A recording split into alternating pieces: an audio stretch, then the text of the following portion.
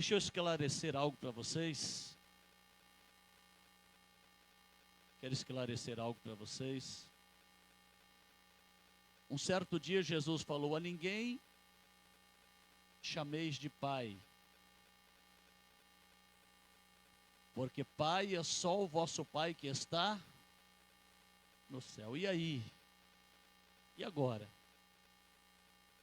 Por que Jesus falou isso? Então eu tenho que ignorar o meu pai e não chamá-lo de pai? Não, Jesus não estava querendo dizer nada disso. O que Jesus estava ensinando? Os religiosos daquela época, os líderes daquela época, eles gostavam de ser chamados de pai pelo povo. Assim eles gostavam de serem chamados, que o povo lhes chamassem de pai. Jesus falou: não, vocês não têm que chamá-los de pai. O costume dos pais abençoar os filhos, ele vem dos judeus. Os judeus que abençoavam os seus filhos. Os seus filhos tinham o costume de pedir a bênção ao pai. Então esse é um costume que vem do judaísmo, do povo que Deus escolheu para ser o seu povo. Então se alguém falar para você que esse negócio de filho pedir bênção ao pai, que é da igreja, um costume da igreja católica, eu quero dizer para você que não é verdade. Isso aí começou muito antes.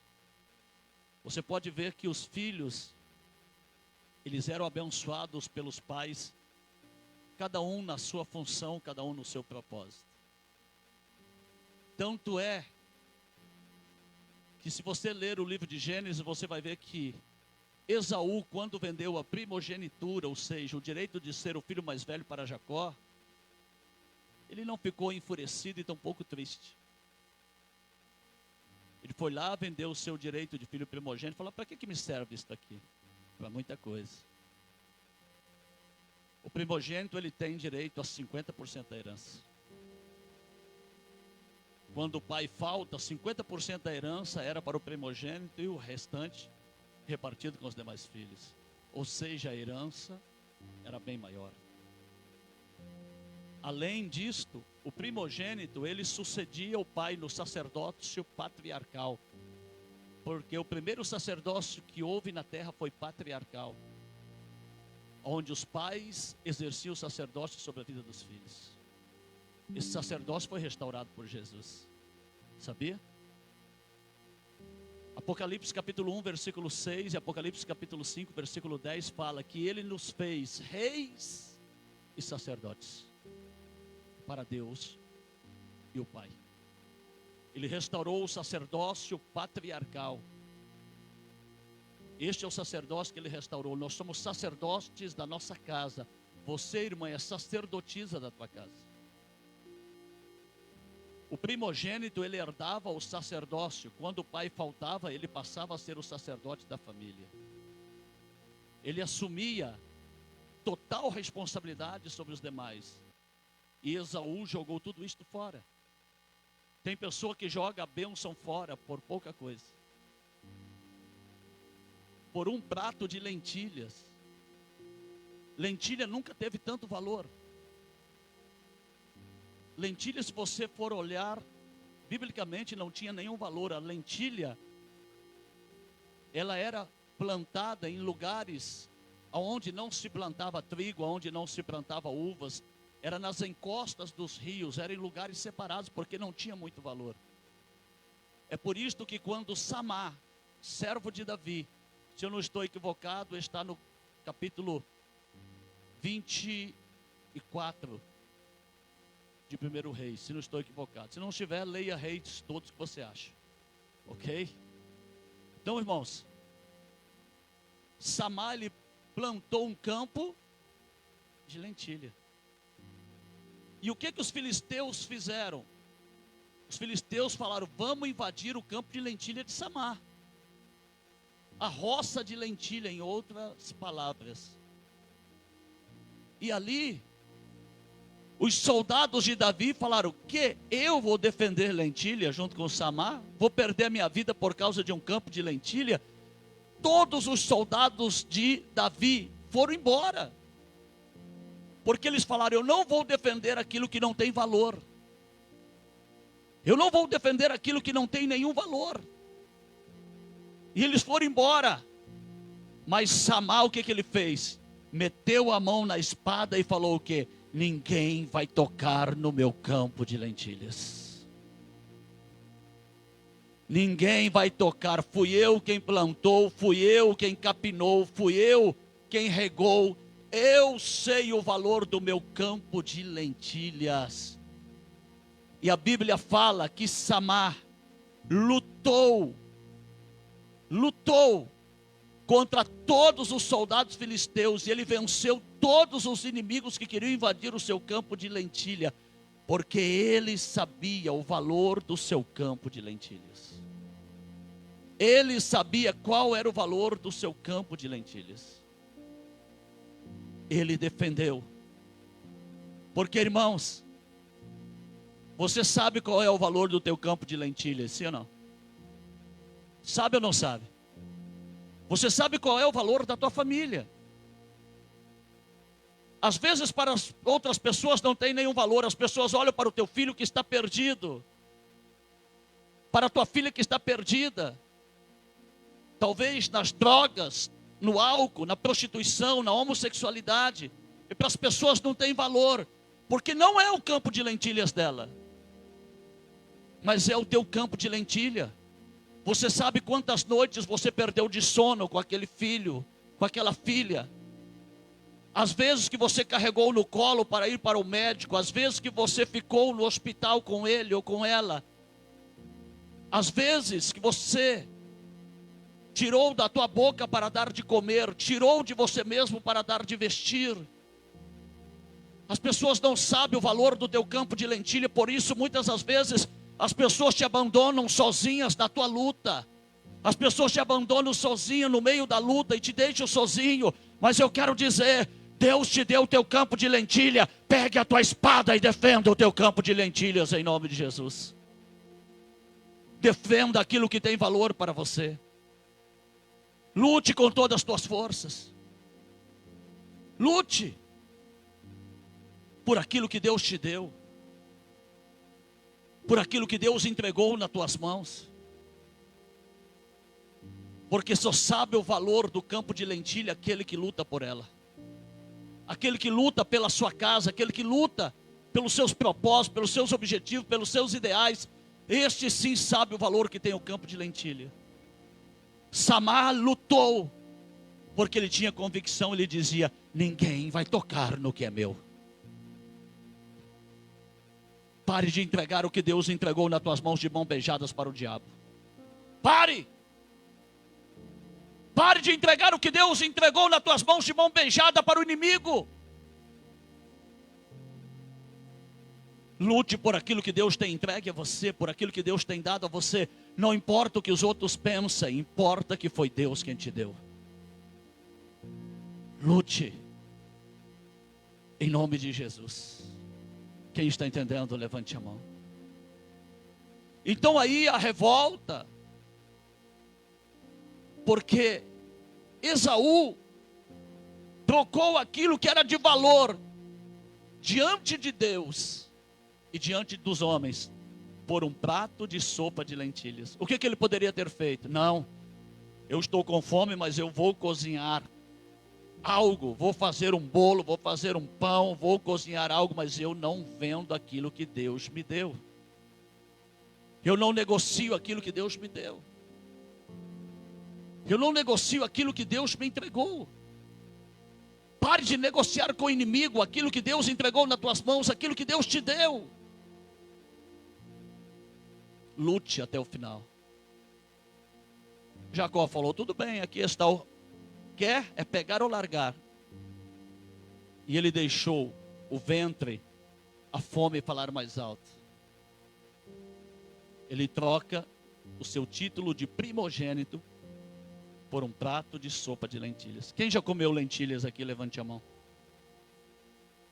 Quase não se compra. Sim ou não? Às vezes se compra no final do ano e olha lá. Quando você vai no mercado, você não procura lentilhas, você procura sal, você procura arroz, você procura açúcar, feijão. leite, café, ovos, né? Procura carne, verduras. Você nem se preocupa se tem lentilha no mercado. Se preocupa? Às vezes você valoriza mais uma caixa de fósforo para acender o fogão. Você nem se lembra que existe lentilha. E muitos nem conhecem lentilha, porque é algo que não tem muito valor. Não é apreciado pelas pessoas. Mas quando Jacó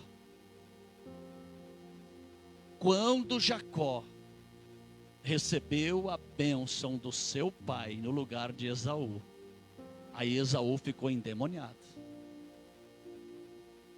Esaú ficou furioso. Esaú perdeu a paciência. Esaú falou: eu vou acabar com a raça de Jacó. Eu vou acabar, porque a bênção que o pai dava era irrevogável, não voltava atrás. Não tinha como Isaac tirar a bênção de Jacó agora e colocar em Esaú. Não tinha. Era irrevogável. Jacó foi abençoado pelo seu pai. E por que Esaú ficou tão revoltado?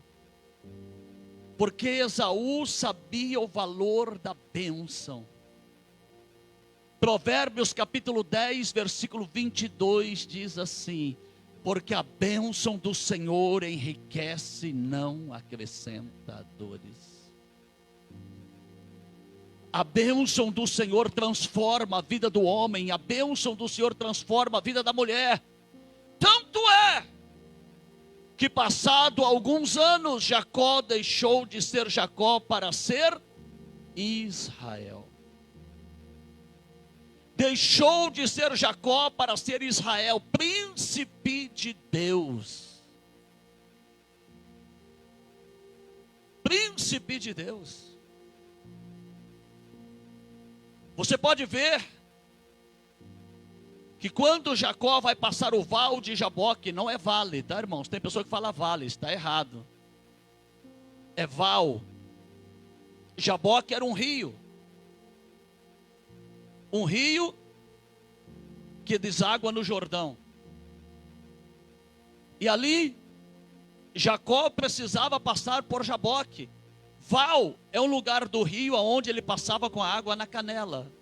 Era um lugar mais seco, vamos dizer assim, que a travessia era tranquila. Jacó passa pelo val de Jaboque.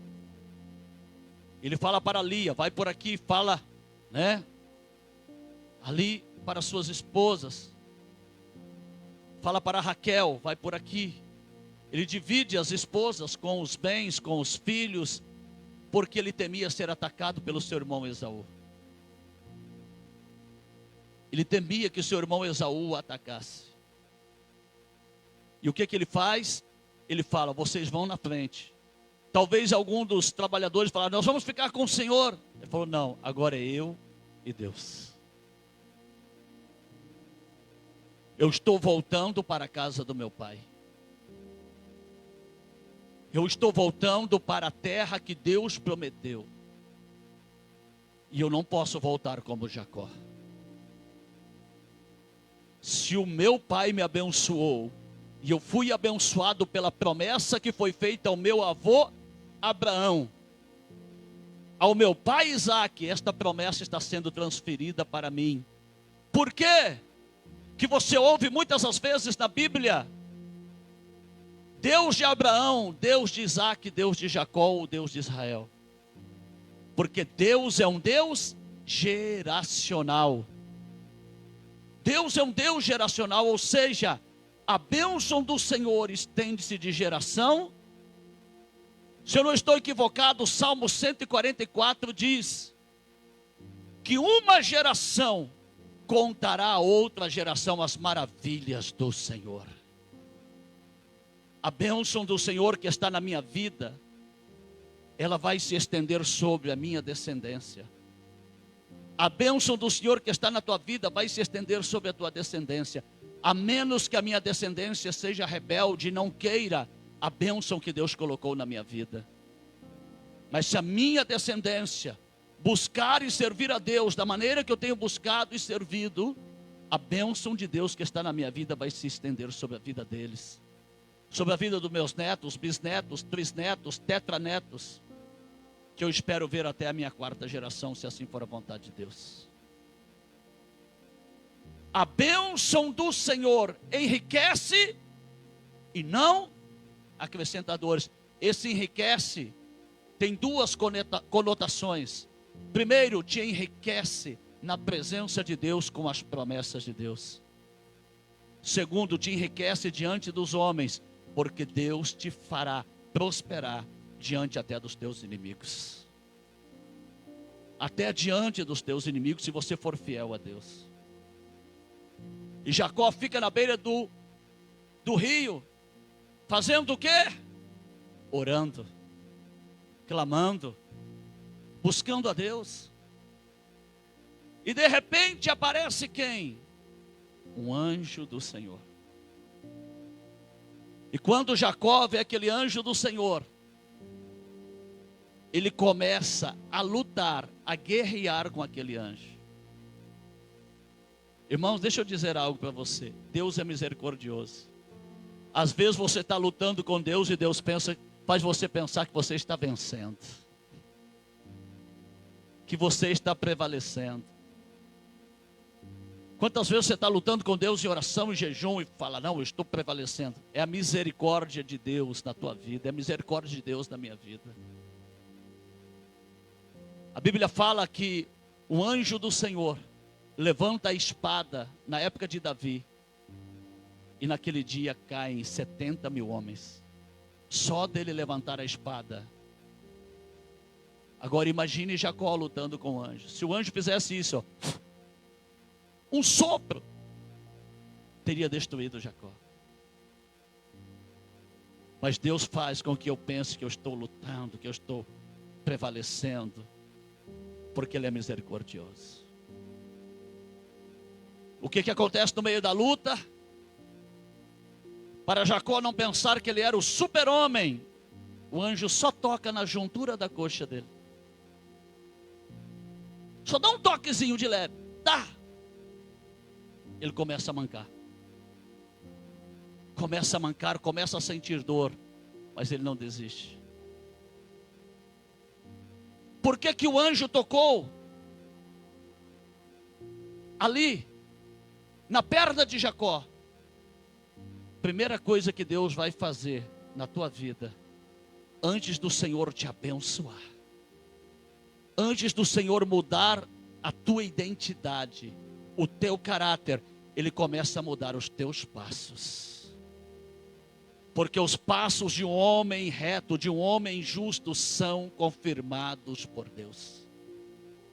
Ele começa a mudar os teus passos. E Deus começa a mudar os passos de Jacó. Jacó agora não vai andar como ele queria, vai andar manquejando, porque agora Deus muda os passos dele. E ali Jacó, ele agarra o anjo, já estava amanhecendo, e o anjo fala, me solta, me solta. Né? Como se Jacó estivesse pensando. Jacó olha para ele e disse, eu não te soltarei enquanto não me abençoares. O anjo olha para ele e pergunta, qual é teu nome? Você acha que o anjo não sabia? Lógico que sabia, irmãos. Mas Deus quer ouvir você dizer para ele, quem você é. Não se esqueça de dizer para Deus quem você é. Eu sou Jacó. Usurpador quer dizer Jacó, enganador. Eu enganei meu irmão, eu enganei meu pai, eu enganei o meu sogro. Mas agora eu quero mudar. Para Deus mudar a tua identidade, primeiro você tem que dizer para Ele quem você é. E o que é que você quer que Ele mude na tua vida, na tua história, na tua caminhada, na tua jornada, no teu ministério. E ali, irmãos, o anjo toca em Israel agora, mas para abençoar, e Jacó agora para abençoar. E disse, a partir de hoje, você será Israel. Príncipe de Deus. A bênção do Senhor enriquece e não acrescenta dores. A bênção do Senhor muda a identidade. A bênção do Senhor muda o caráter. A bênção do Senhor muda os passos. A bênção do Senhor muda a história. Muda a mentalidade, o sentimento. A bênção do Senhor transforma o coração do homem. A integridade do homem passa a ser agora conduzida pelo Espírito Santo. Shakanda arabakanda arabalabalabalas. Arabakanda lamanai. A partir de agora tu és Israel. A partir de agora eu estou mudando a tua história. A partir de agora tu serás uma grande nação. Remanaramanas turianda labalas. A partir de agora tu glorificarás o meu nome. E todos verão que eu sou contigo. Todos verão que eu sou contigo. Procure no Google. Procure no Google. Se eu não estou equivocado, é a Guerra dos 7 Dias. Procure relatos no Google sobre a Guerra dos 7 Dias. Uma guerra que houve entre Israel, algum tempo atrás. Não faz muito tempo não. No século passado. E nações inimigas. Como Deus levanta uma tempestade de areia e destrói os adversários. Como as pessoas viam anjos a olhos nus lutando por Israel. A Guerra dos 7 Dias tem relatos tremendos que mostram a Deus pelejando por Israel, porque esta é a bênção de Deus sobre a minha vida, a tua vida. A promessa de Deus, ela se cumpre. Busque a bênção de Deus, irmão. Talvez você está buscando errado. Talvez você está buscando bênçãos para você. Não, busque a bênção de Deus que muda a tua identidade, que muda o teu caráter, que muda a tua forma de pensar, de sentir, de caminhar. A bênção de Deus que te transforma em uma nova criatura. Que te enche com o Espírito Santo. Que te enche com o poder sobrenatural. A bênção do Senhor que enriquece e não acrescenta dores. Aleluias. Agora, dali para frente não caminha Jacó mais. Não, dali para frente caminha Israel. E de repente, capítulo 33 de Gênesis, depois você leia. De repente, Israel levanta os olhos e vê quem? Esaú. Esaú correndo no cavalo.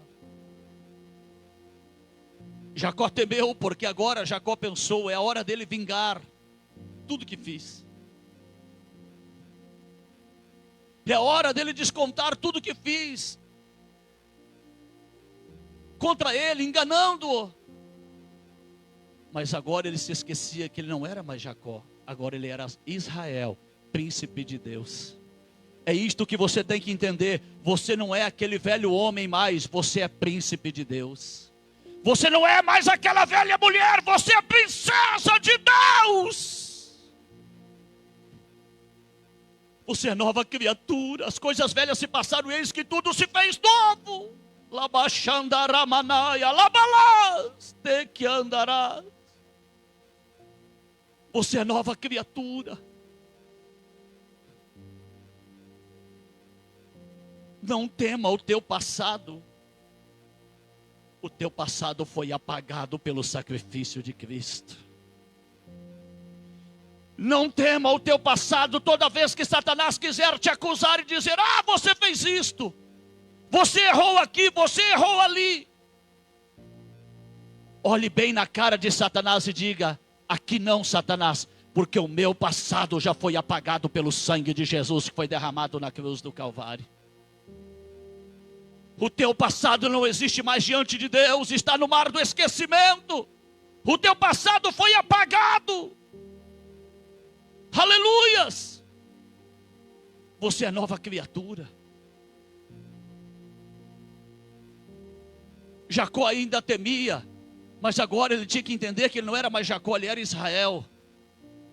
Você tem que entender que você não é aquela mulher do passado, você é nova criatura, você não é aquele homem do passado, você é nova criatura. Você foi tocado pela graça de Deus, o favor imerecido que te libertou, te limpou, te purificou. O diabo não pode te acusar mais do sexo ilícito que você praticou no passado, porque Jesus já te perdoou. O diabo não pode te acusar do adultério que você praticou no passado, porque Jesus já te perdoou. O diabo não pode te acusar do vício que você tinha no passado, porque Jesus já te perdoou e te libertou. Jesus já te purificou. Não se prenda ao passado. Você está livre para voar na presença do Senhor, das asas do Espírito Santo de Deus.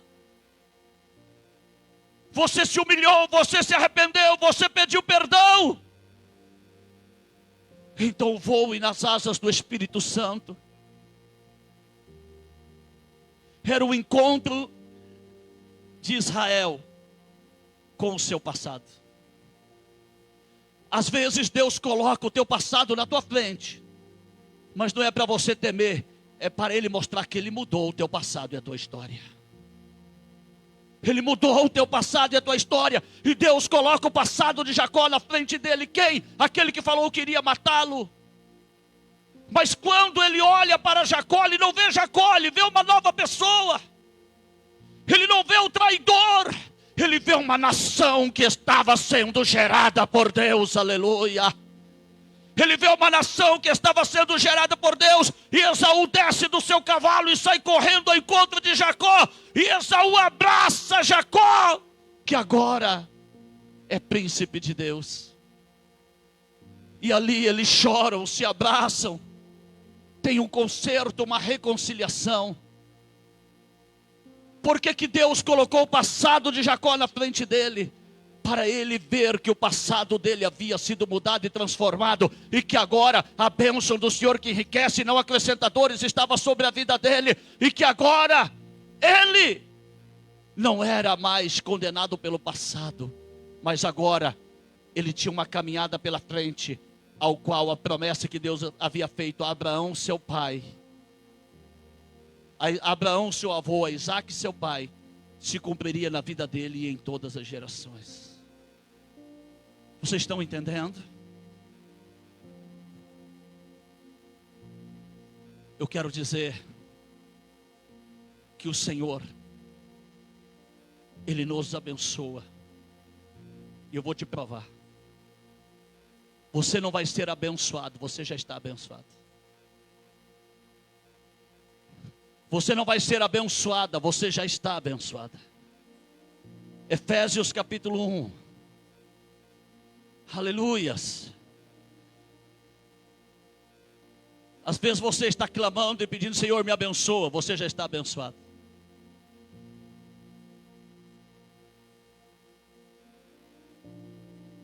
Efésios 1, 3. Efésios capítulo 1, versículo 3.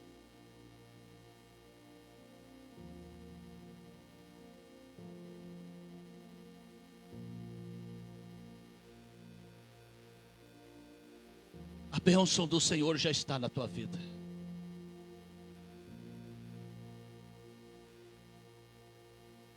Acharam? Bendito Deus e Pai de nosso Senhor Jesus Cristo, o qual nos abençoou com todas as bênçãos espirituais nos lugares celestiais em Cristo.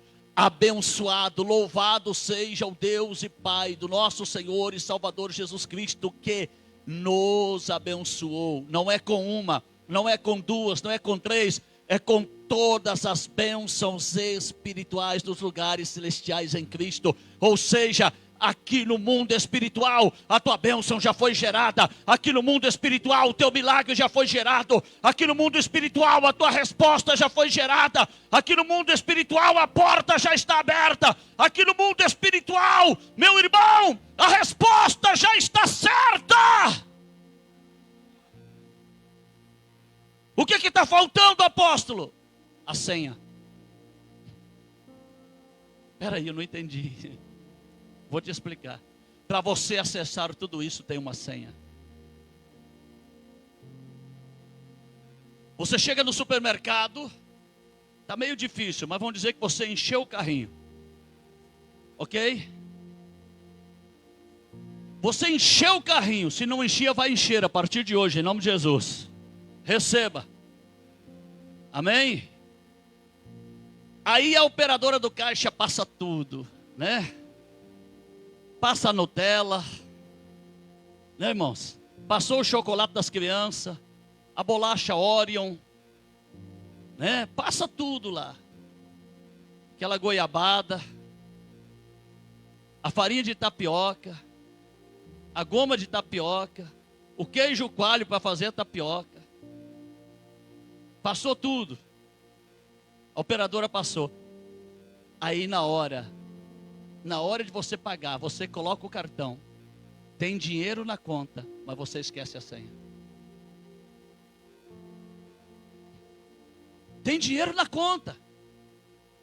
O dinheiro está lá no banco. É só você digitar lá. Tan, tan, tan, tan. Uns são 4 números, outros são 6 números. Aí você digita uma vez, dá um branco. Você digita uma vez. Não passa porque a senha está errada. Você digita outra vez, não passa. E o pessoal na fila começa a olhar pensando que você não tem dinheiro na conta. É isso que os outros pensam, quem está entendendo? Você passa a terceira vez, erra a senha, cancela o cartão. Aí aquele constrangimento chama a encarregada das operadoras de caixa para cancelar a tua compra. Quem está entendendo? Tinha dinheiro no banco, mas você não conseguiu acessar, porque você errou a senha. É a mesma coisa, aqui no mundo espiritual está cheio de bênçãos. Aqui no mundo espiritual está cheio de milagres, de resposta, de vitória, mas você não está conseguindo acessar a senha de 2 letras chamada fé. Você tem as bênçãos, mas não tem a fé para acessá-la. No teu coração você duvida. No teu coração você ora, mas você não tem certeza que você vai receber.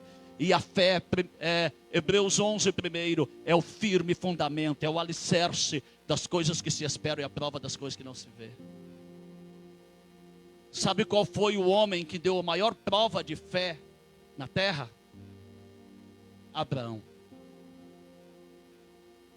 Abraão tinha uma promessa que Isaac seria a sua descendência.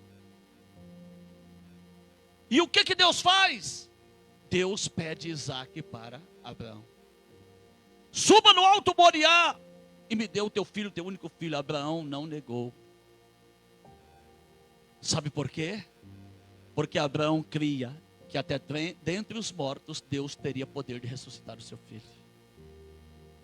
Abraão cria naquilo que Deus prometeu. Abraão em nenhum momento duvidou da promessa de Deus. Abraão foi, levou o fogo, levou o cutelo, levou a lenha em cima de um jumento, levou 2 homens para acompanhá-lo. Quando chegou no pé do Monte Moriá, falou para os homens que estavam ali: fiquem aqui, porque eu e o meu filho subiremos, sacrificaremos e voltaremos. Ele, em nenhum momento ele falou: eu vou voltar. Ele sempre colocou o filho junto, porque ele tinha uma promessa. Ele tinha fé que essa promessa se cumpriria de qualquer jeito. Abraão prepara tudo, prepara o altar, prepara tudo. E Isaac pergunta para ele: pai, cadê o cordeiro? Tem tudo aqui, mas não tem o cordeiro. Abraão olha para ele e diz: Jeová Jireh. Muitos estão pronunciando errado, dizendo Deus proverá e no futuro, viu? Jeová Jireh, Deus da provisão, Deus provê. Deus provê, é agora, é hoje a provisão de Deus na tua vida, é hoje a provisão de Deus na tua vida financeira, é hoje a provisão de Deus na tua casa. Deus provê. Aquela porta de trabalho que estava aberta, Deus provê. Que estava fechada, Deus provê, está aberta a partir de hoje. Você crê? Abraão conversa com Isaac. Isaac não tinha 14 nem 16 anos, como muitos dizem. Isaac tinha 33 anos. Isto te lembra alguma coisa? O sacrifício de Cristo no madeiro, 33 anos. Isaac é colocado ali, amarrado, e Abraão prepara o cutelo para degolá-lo, uma ferramenta que era tão afiada que quando batesse no pescoço de Isaac, era cabeça para um lado e corpo para o outro. Quando Abraão levanta a mão para degolar seu filho, Deus brada do céu e fala: Abraão, Abraão, não faças tal, porque eu vi que tu me amas mais do que a teu próprio filho. E Deus faz o quê? Reafirma a promessa que havia feito a Abraão. Porque tu me amas, a tua descendência será como a areia da praia e como as estrelas do céu.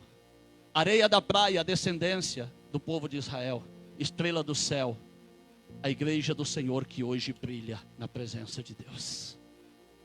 A igreja do Senhor, que também é descendente de Abraão através de Cristo Jesus. E quando Deus fala isto, o que acontece?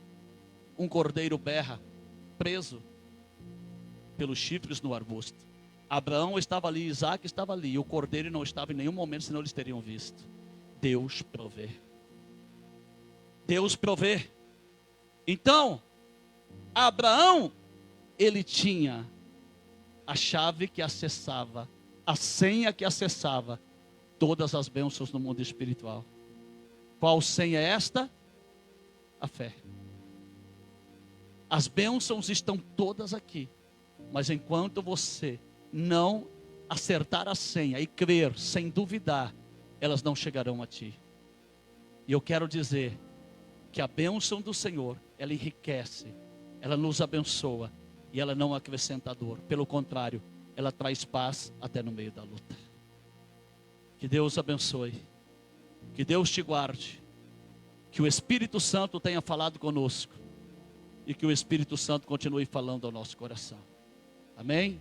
As crianças podem se preparar para apresentar, amém? Graças a Deus.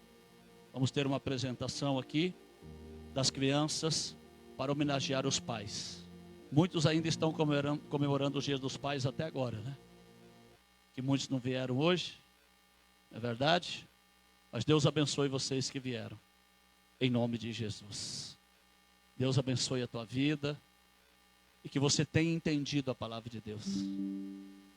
Que você possa a partir de hoje acessar tudo aquilo que está preparado por Deus nas regiões celestiais. Amém? Pode aplaudir e glorificar o nome do Senhor.